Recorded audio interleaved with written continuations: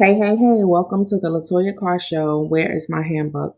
The name was inspired because life comes at such a fast pace and it does not come with a handbook. Therefore, this podcast will talk about the many different facets of everyday living, and that can include parenting, business, family, friendships, relationships, basically everything that you will sit at your kitchen table and talk about. I started the podcast on anchor.fm. For those of you that are listening who may be wanting to start your own podcast, go to anchor.fm to start your own podcast. It is free and very easy to navigate. Again, welcome to the Latoya Carr Show. Where is my handbook?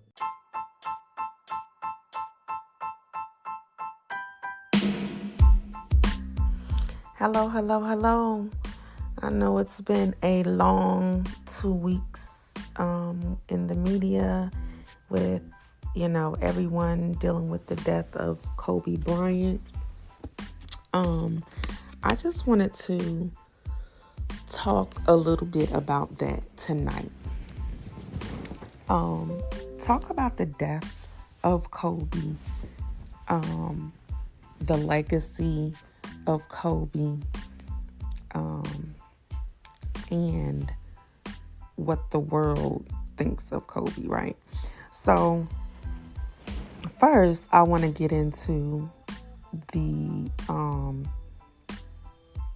news, like how everything came about and the different things that people are saying. So for the most part, you hear people talking about how great Kobe was in basketball, right? And just how good of a player he was, how great of a dad, a family man he was. And you also heard a little bit about the negativity. So I'm going to throw this caveat out there. I don't believe that we should shame someone once they die, once they leave this earth. I don't believe in talking about someone and they basically can't defend themselves, right? I just think that's unfair.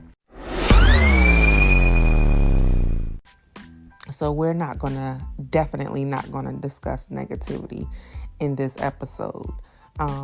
But what I do want to talk about is the positivity, the positive things that people were saying about Kobe. You have grown men crying. Listen, when you got grown men crying, that says a lot. When you have grown men, like, not crying, like hiding their face, I'm talking about mid-sentence crying. I believe that says a lot. It says a lot about his legacy. I'm not a basketball fan. I'm definitely a football girl. But one of the things that I do remember people talking about was Kobe's arrogance.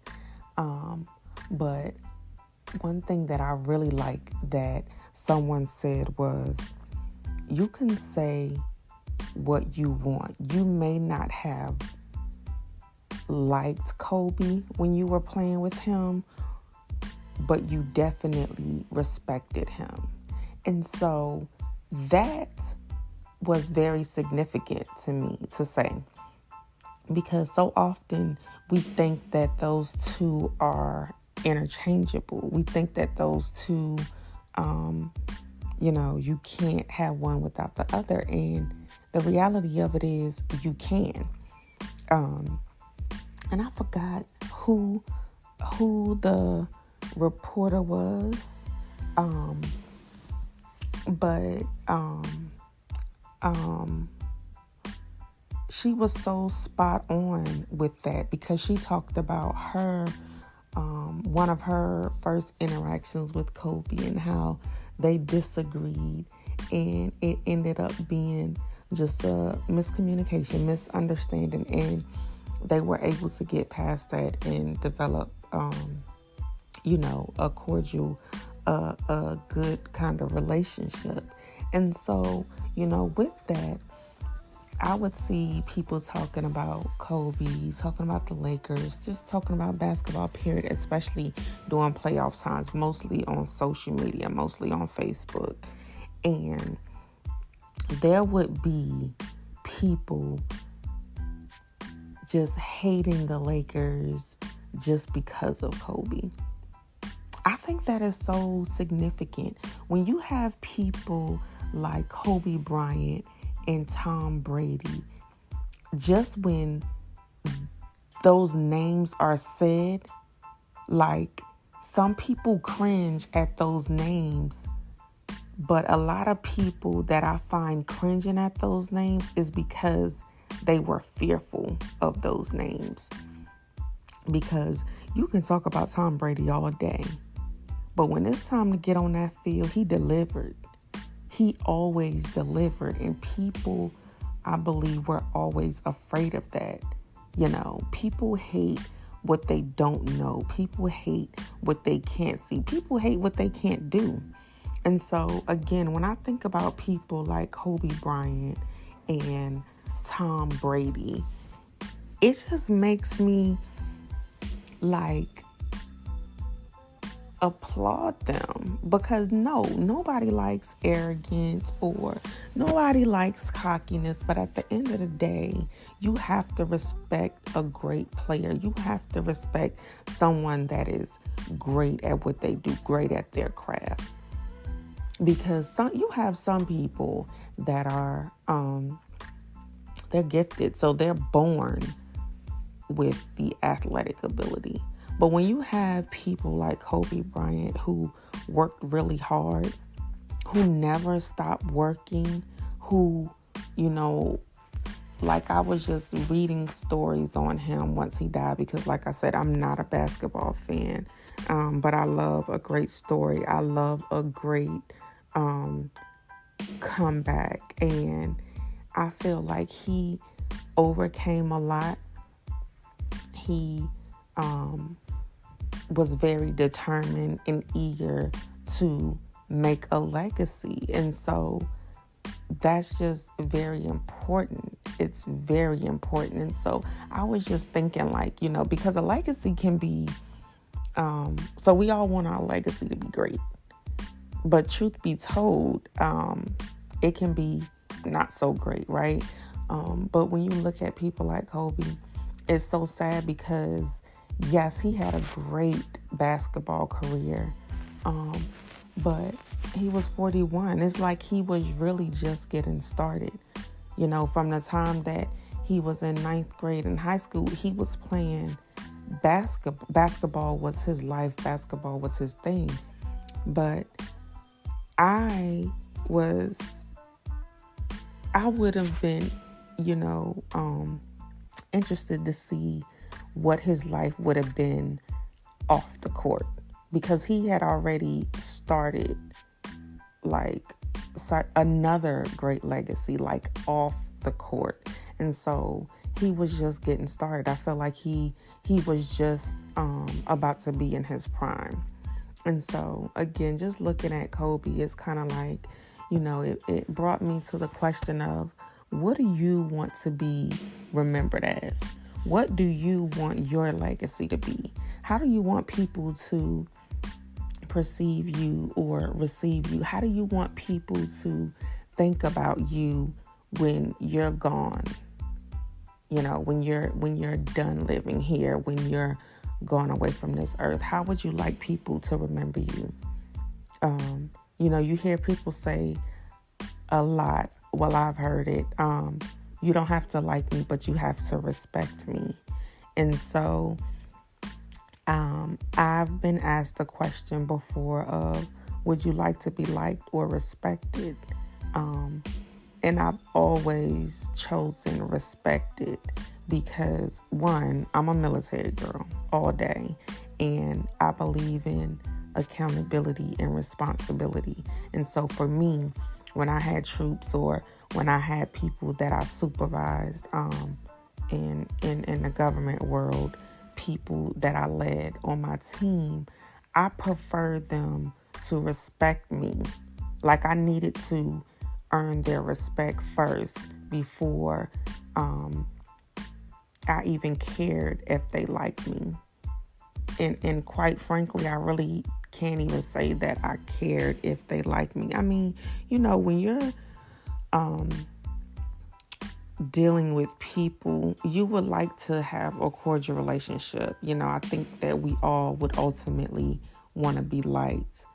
But the reality of it is, a job doesn't get done because you're liked. A job gets done because you're respected. Because you can like me and not really care what happens with the job. But I feel like when you respect someone, you do not want to disappoint that person. Respect is a whole nother factor when it comes to life, business, anything. Respect is a whole nother factor. So again, you can have people that's liking you. Oh, that's great. But respect takes that like to a different level. And even if they don't like you, but they respect you, they don't respect, you don't want to see the person that you respect disappointed. It's like a kid. I know for my son, disappointing me matters, right? So I can be mad at him, and talk to him, but he knows when I'm disappointed. Like, the atmosphere is just different, and so that really bothers him. So again, I may look at respect a little differently, but that is just my take on respect. When someone respects you, they really care about how you feel. And it's funny because you would think that if they like you, they would care. No, if they respect you, because someone that you respect, you want them to like what you do. You want them to notice what you do. Someone that, you respect, right? So back to Kobe. When you have multiple people that you play with, even people that wasn't on his team but were opponents, crying and saying how much of an influence that he was to them is so significant. Because I get it. I get being in a locker room with people and, you are pushing them every day, helping them strive to be greater. I get those people that are saying, yeah, he really inspired me. But when you have people that wasn't even a teammate, wasn't even on your team, but you inspired them just by your dedication and your hard work, that speaks volumes. And so I would have to ask you guys that are listening again, what would you want people to say about you? What would you want your legacy to be? Because when the whole world stops for one man, that says a heck of a lot. I was literally walking into one of my girlfriend's building. We were just getting to our house, and I started getting the text messages. And I told you in the beginning, I'm not a basketball fan. Like, I don't watch basketball. I hear of the players because the social media and my son. But I stopped in my tracks like, what? No, this got to be a hoax. Let me Google this and see what's really going on. And, to find out that it was true, not be a basketball fan, but stop in my tracks. That says a lot. And for me, like, it's not only that, it was just a lot of factors with Kobe. The fact that he had his beautiful daughter with him, the fact that, he was young, the fact that he was leaving a wife, 3 kids behind. all of that played a factor in me stopping in my tracks. But ultimately, I just really, over the last few weeks, I've loved hearing the stories about him. I've loved the standing ovations, the outpouring of love, and people just really, realizing that it can be any one of us. No one is exempt from tragedy. No one is exempt from loss, from pain, from hurt. And so I see people on Facebook, on social media, just kind of like making sure that they're telling people that they love them. This is what it's about. Although people, they say a lot that, we shouldn't wait until somebody dies to show our emotions, show our love for one another. But the reality of it is, it's always going to be like that.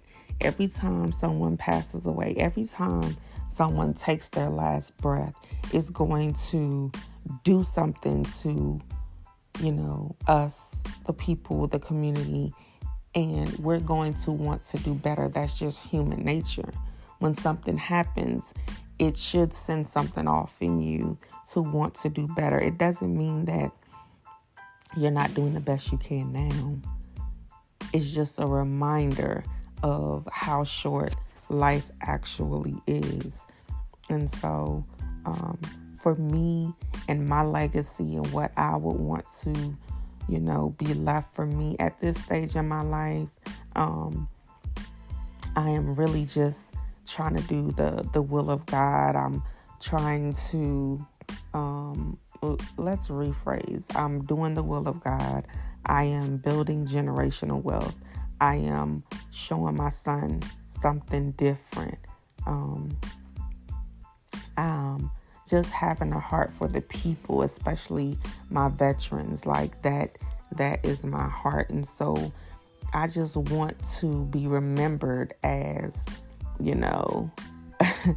I'm not going to sit up here and act like I'm the greatest person, or have the, the best attitude. But I love those around me, right? And so I may be remembered as, that one who ain't take no mess, but she loved you. That one who ain't take no mess, but she was always there for you. Like, stuff like that means a lot. When you can help people, and especially being, again, a veteran, most of us have been away from home. And so you have to literally create a family away from family. And so I have built a circle. I have built a village, built a support system. And so I just thank God for that. I thank God for my family. And I just want to continue to pour into people like I like what I know my friends and my family's going to know. If it pertains, as it pertains to them. I love educating people on different things. Credit, money, that's definitely my thing. And so, entrepreneurship. And so I just love, reading up on some of the business savvy from Kobe, right? Because a couple of days before he passed away, I saw where I think it's called Body Armor Drink Body Armor or something like that. But he invested into this company like 10 or 20 million, and then it ended up being quadruple, that amount now. And so, like, just seeing different things like that, I love it, because I was just saying, like, he was just getting started, and talking about basketball players or, famous people, um, having a different out and realizing that is more than, what's on the court, is more than what's on the field. And so that's what I remember Kobe as, and that's also what I would like to be remembered as when it comes to having that business savvy, having that financial stability, that financial ability to educate others and help people see that you don't have to be stuck. You were stuck, but you don't have to stay there. Like there are different tools and resources out there. So when you think about Kobe Bryant's legacy, yes, he was a great basketball player, but that young man, he was just getting started, just really getting in the business game, and just had a love for his family. And so that's, I'm all for that. Like, I love my family, I love my friends. I'm definitely a businesswoman. I'm still learning, but so far so good. It's been a good ride with entrepreneurship so far. And so my legacy, I would hope that, again, people would talk about me pouring into others, me wanting to educate others. And like, some people say I'm a bully, but it's just, they know, of course, it comes from a place of love, because I always want people to be better. Like, every day we should be striving to be better. So when I think about Kobe and his dedication and his hard work, like that's a good legacy to leave. I take my son to school. I'm up about 6:30, yelling at him for him to get ready, and I'm taking him to school. But when I get back, I don't go back to sleep. Like, just because I'm home, I'm constantly thinking of new business models, constantly thinking of what platform do I need to do? What platform do I need to change? What do I need to recreate? And like, right now it's 10 o'clock basically, and I'm still up. So I've been up all day, and still working. So, it's dedication, because when you want better, you have to do better. When you want things, you have to work. So I just thank people like Kobe. I thank them, because anytime that you can look up to people, he was only 5 years older than me. But the fact that, he could teach me something is a lot. So, also don't ever think that you're too old to learn something. Don't ever think that you're too young to teach something. That goes both ways. So learning is an everyday thing. We should all be striving to learn different things daily to better ourselves. Like, that should always be the goal. You should never really get tired of learning. Yeah, we get tired of school, but you should really never get tired of learning anything, right? So on that note, blessings to Vanessa and Kobe's kids and the rest of his family.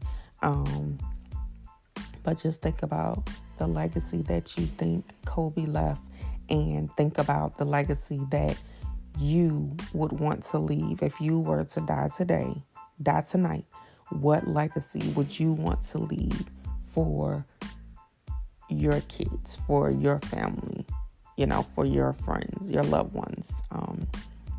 Think about that. And whatever legacy you would like to leave, strive to do that. Strive to be better every day, because tomorrow's not promised. So you can only do your best and live your best life. Live unapologetically, like for real. I understand people be saying live your best life, and no, seriously, as long as it doesn't harm you, hurt you, or cause any trouble for anybody else, definitely live your best life and live it responsibly, and make sure you're handling your business. All right, so I'm going to leave y'all with that. Think about Kobe's legacy. Think about what you would want your legacy to be for the people that you're leaving behind, and do that.